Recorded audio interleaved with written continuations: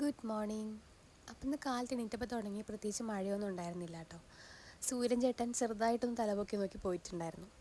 അപ്പം നമ്മൾ കുറച്ച് ദിവസമായി നട്ട് വെച്ചിരുന്ന എപ്പീഷ്യ പ്ലാന്റും ടേർട്ടിൽ വൈനൊക്കെ ഇപ്പോൾ സെറ്റായിട്ട് നിൽക്കുന്നുണ്ട് കേട്ടോ. എപ്പീഷ്യ പ്ലാന്റ് നട്ട് കൊടുത്തിട്ട് ഇപ്പോൾ 1-2 ആഴ്ചയായിട്ടുണ്ട് കേട്ടോ.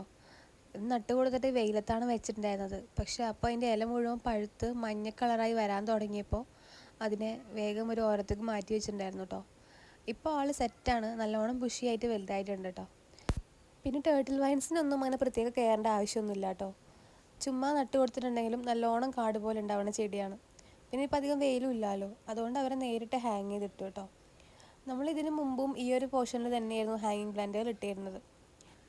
അന്ന് കുറച്ച് നാളൊക്കെ ഇത് ഹാങ് ചെയ്ത് വെച്ചിട്ടുണ്ടായിരുന്നു കേട്ടോ. പിന്നെ റിപ്പോർട്ടിങ്ങിൻ്റെ സമയമായപ്പോൾ മുറ്റത്ത് വെച്ചിട്ടുണ്ടായിരുന്നു. നല്ല പൊടിപ്പുകൾ വരുമ്പോൾ അതിനടുത്ത് വെക്കാമെന്ന് വിചാരിച്ചിട്ട്. പിന്നെ അതുവരെ നടന്നിട്ടുണ്ടായിരുന്നില്ല കേട്ടോ. ഇപ്പോഴാണ് അവരെയൊക്കെ സെറ്റ് ചെയ്യാനൊരു സമയം കിട്ടിയത്.